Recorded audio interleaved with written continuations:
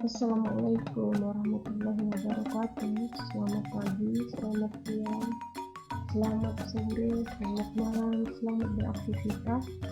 Salam sejahtera selalu, salam sehat selalu, semoga kita selalu dalam dunia. Amin. Sebelum memulai kegiatan ini, marilah kita berdoa menurut agama dan kepercayaan masing-masing. Berdoa dipersilakan.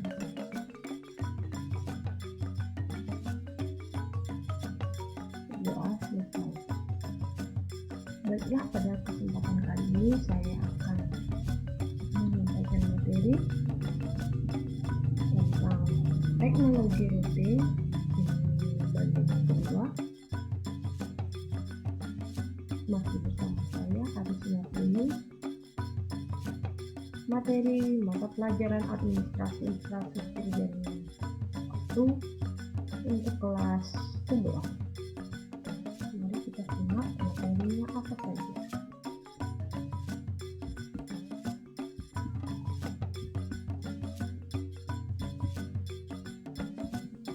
Yang pertama, root table. Kita akan membahas prinsip routing table, istilah dalam routing table. Kemudian yang D adalah jenis routing. Defaultnya, multiple, load, breadboard, dan lain-lain. Pertama adalah root table. Pengertiannya,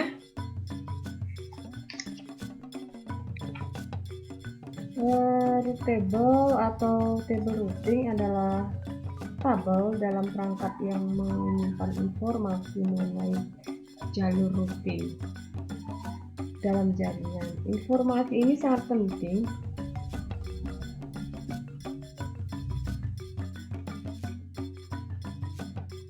ketika kita akan mengirim data dari satu jaringan ke jaringan lainnya.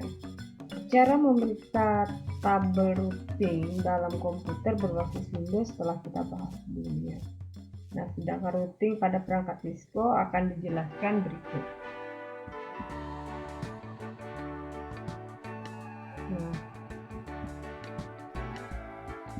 Nah, ini adalah tabelnya. Saya gunakan pen dulu untuk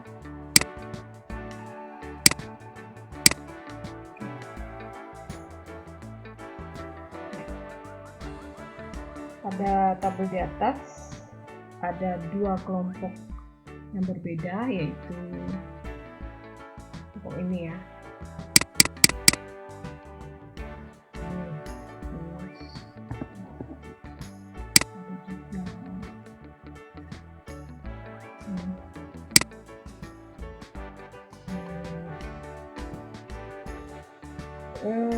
Yang pertama, informasi kode seperti kode C menunjukkan bahwa jaringan sedang terkoneksi ini ya.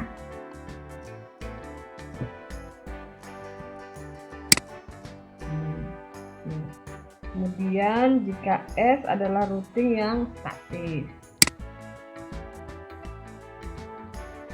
Kemudian jika I adalah routing IGRP dan R itu adalah RIP, M adalah mobile. Wow.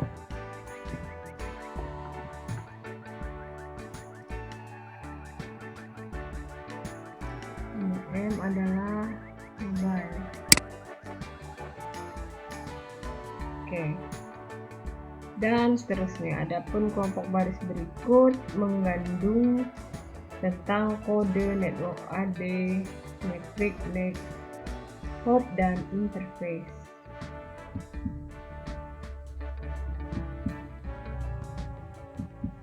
Nah, tabel berikut ini ada kode networknya, head metricnya, hopnya, kemudian interface. Kita jelaskan. Kita ganti warna.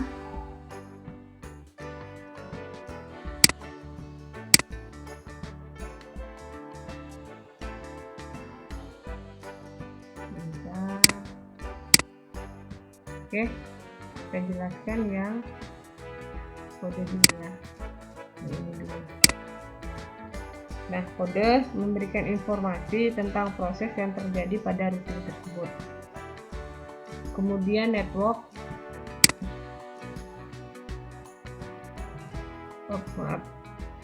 menunjukkan alamat jaringan tujuan beserta subnet masknya. Tujuan ya. Tujuan. Kemudian AD metrik itu merupakan nilai prioritas.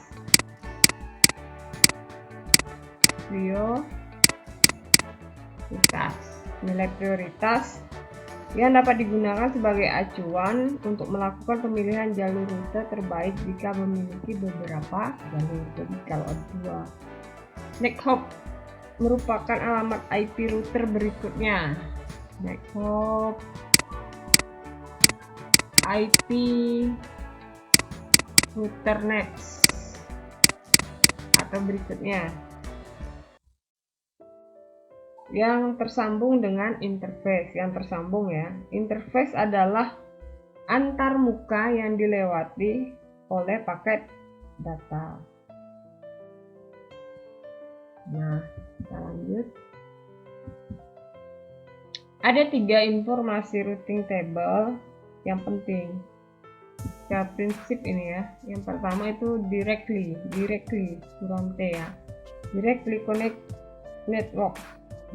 Ini artinya bahwa setiap jaringan yang terhubung langsung ke antarmuka router secara otomatis akan dicatat dan ditambahkan ke dalam tabel route tanpa melihat berapapun alamat IP-nya dan netmask yang digunakan. Jadi pokoknya yang terlintas atau yang lewat itu langsung dicatat. Yang kedua, network path static. Pada teknik ini, semua kemungkinan jalur routing yang harus dilewati oleh paket data dari satu router ke router lainnya didaftarkan terlebih dahulu dalam tabel routing secara statis. Metode ini sering disebut dengan routing statis. Kelemahan metode ini adalah tabel routingnya harus dikonfigurasi secara manual dan statis pada setiap router yang saling terhubung dalam jaringan. Dengan demikian, jika ada salah satu saja yang down atau terjadi penambahan router lagi, jaringannya harus dikonfigurasi ulang agar komunikasi tetap berjalan dengan baik.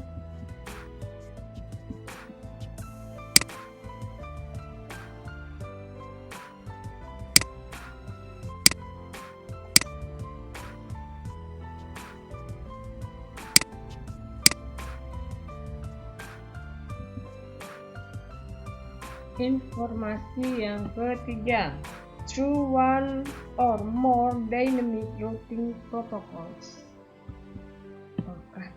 Selain routing statis, terdapat metode dynamic routing yang memiliki keunggulan dan fleksibilitas tanpa harus mendaftarkan satu persatu router yang saling terhubung dengan jaringan. Maka semuanya akan bekerja secara dinamis berdasarkan protokol tertentu seperti RIP, EIGRP, IGRP, OSP, atau BGP.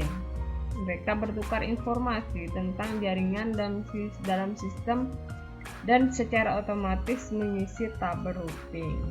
Oke. Setelah ini ada jenis protokol beserta keterangannya. Silakan disimak.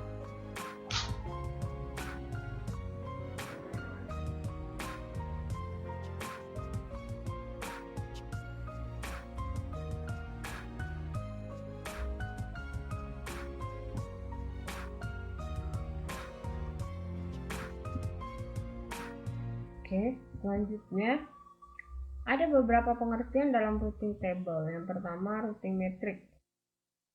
Nah, ini digunakan untuk istilah ini sebenarnya telah dijelaskan dalam bagian sebelumnya. Ketika routing itu sebenarnya bermula dari pencarian di komputer klien atau host dengan mengacu pada tabel routing.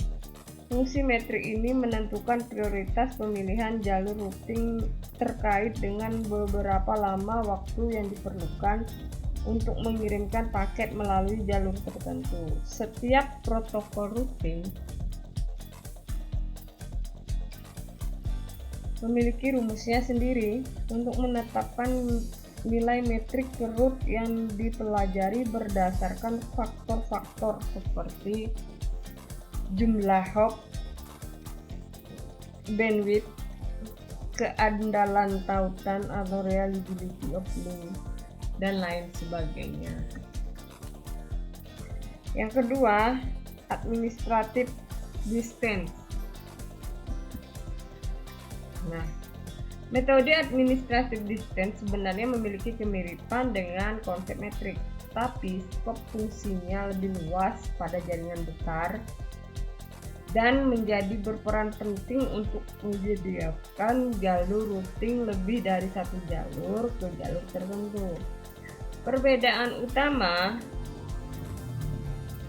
antara routing metrik dengan administrative distance adalah metrik berguna sekali untuk menentukan jalur routing yang terbaik dari beberapa jalur routing lainnya, sedangkan administrative distance akan melihat dan memperhatikan sumber jalur routing yang memiliki jalur terbanyak dan terpercaya. Seperti halnya metrik, semakin rendah nilai jarak administratif, semakin baik pula jalur route tersebut. Nah, berikut adalah nilai default administrative distance yang dapat dijadikan pedoman.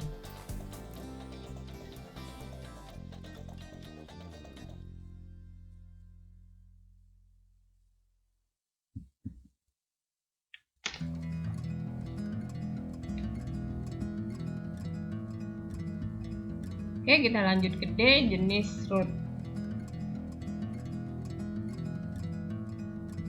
Yang pertama, default route merupakan jalur default yang secara khusus disediakan dalam perangkat komputer, khususnya router, sebagai jalur sambungan setiap paket data dengan tujuan alamat network tertentu yang belum terdaftar dalam routing table. Anda dapat mengatur nilai default route dengan IP address tertentu, tetapi jika tidak akan didefinisikan sebagai alamat 000.0. Default routes ditandai dengan S bintang. Teknik ini biasanya digunakan oleh route yang tidak tersambung secara langsung dengan router lain atau hanya berperan sebagai gateway. Yang kedua, multiple gateway dapat dianalogikan sebagai sebuah interface kartu jaringan dalam perangkat router yang memiliki dua buah alamat gateway dengan tujuan pengaturan lebih lanjut seperti penerapan routing metrik atau administrative distance. Yang ketiga, load balance sebenarnya merupakan fungsi standar perangkat router Cisco, tapi juga dimiliki oleh router jaringan lainnya seperti Mikrotik dan lainnya. Proses kerja load balancing sering berguna ketika router memiliki lebih dari satu jalur router yang terkoneksi dengan dua buah ISP. Baik, kita lihat gambar berikut.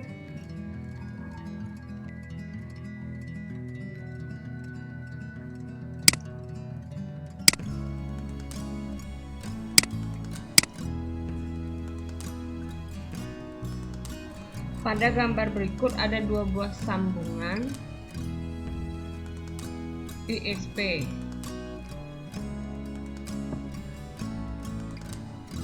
Kemudian untuk mengantisipasi terjadinya load beban jaringan request transmisi PC1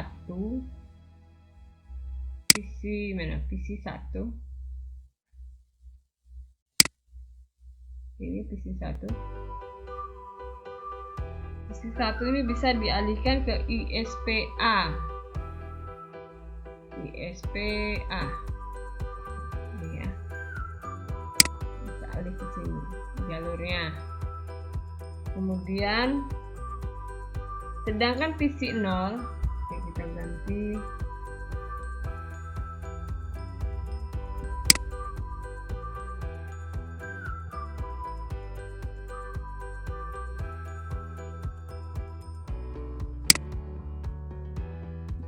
sementara PC0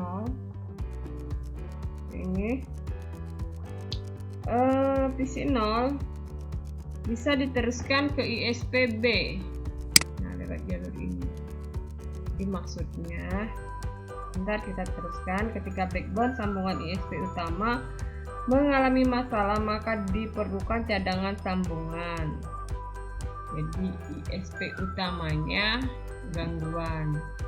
Jadi ini jalurnya dari sini, kemudian ke sini. Sementara kalau B jalurnya dari sini, nah terus seperti itu maksudnya. Diperlukan cadangan sambungan. Nah, Anda dapat menerapkan fungsi matriks atau AD administrative distance. Berikut kelebihan dan kekurangan dari load balance. Kelebihan menggunakan load balancing. Yang pertama, pengaturan akses jalur jaringan dapat ditentukan berdasarkan prioritas kesibukan. Selanjutnya, pembagian beban jaringan lebih merata. Dan yang terakhir, meminimalkan DDoS.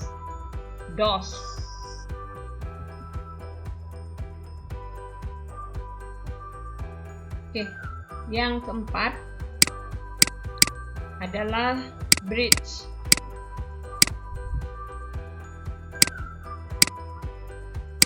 Atau biasa dikenal dengan jembatan. Dalam fitur interface yang secara virtual mewakili atau merepresentasikan satu atau lebih perangkat yang terhubung dengannya agar dapat terkoneksi dengan jaringan lainnya. Sebenarnya konsepnya hampir sama dengan switch. Perbedaannya hanya terletak pada sisi virtual interface dalam bridge, sedangkan switch merupakan interface fisik.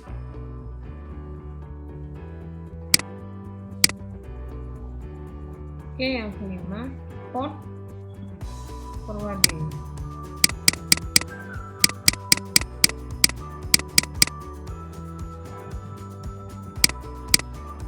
Oke.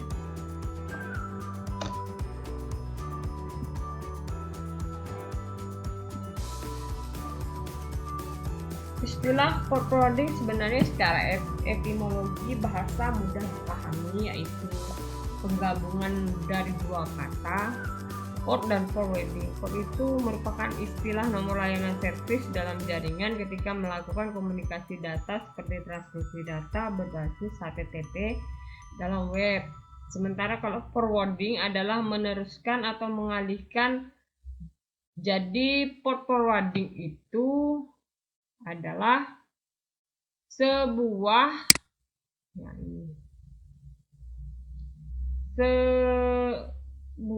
fitur yang memungkinkan router melakukan pengalihan layanan pada port service tertentu. Teknologi ini sebenarnya didasarkan pada fungsi default router, yaitu NAT.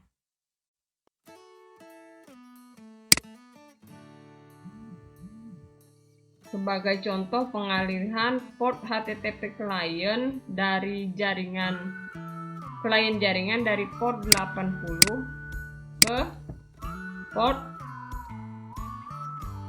1200. Nah, ini contoh lain menggunakan port forwarding adalah ketika mengalihkan layanan FTP,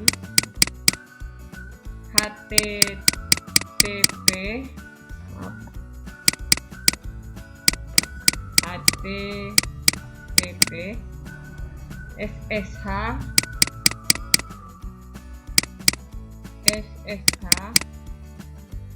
remote desktop, cPanel, chatting, proxy, VPN, dan lainnya. Jika dilihat dari cara melakukan konfigurasinya, jenis routing itu dibedakan dua, yaitu statis dan dinamis. Nah, routing dinamis dibedakan menjadi dua. Yang pertama adalah distance vector. Jenis ini menganut model routing yang berdasarkan arah serta jarak yang akan ditempuh paket data.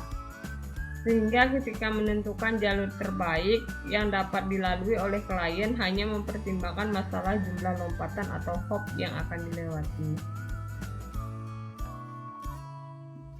Routing ini masuk kategori RIP versi 1, RIP versi 2, dan IGRP. Konsep kerja ini cukup sederhana. Ketika akan melewatkan data, maka router akan mencari informasi pada setiap router terdekat yang terkoneksi dengannya. Selanjutnya mereka akan saling berbagi informasi dengan tabel routing yang tersimpan dalam perangkatnya. Jika informasi tersebut sudah ada, akan diabaikan. Namun jika ternyata belum,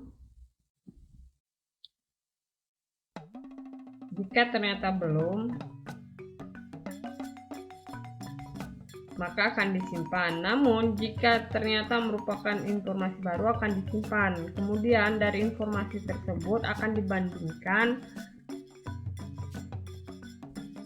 manakah jumlah hop yang paling sedikit, kemudian diterapkan sebagai jalur terbaik. Kelemahan tipe ini adalah tidak mampu memprediksi besar kapasitas bandwidth. Yang kedua, link state. Link state ini lebih cenderung mandiri karena proses routing yang terjadi di dalamnya berdasarkan topologi database khusus. Link state akan menganalisis terkait potensi kondisi jaringan yang akan dilalui baik account, bandwidth maupun parameter lainnya seperti kerusakan, router down, dan lainnya. Kelebihan jenis link state adalah telah mendukung pengalamatan VLSM dan CIDR.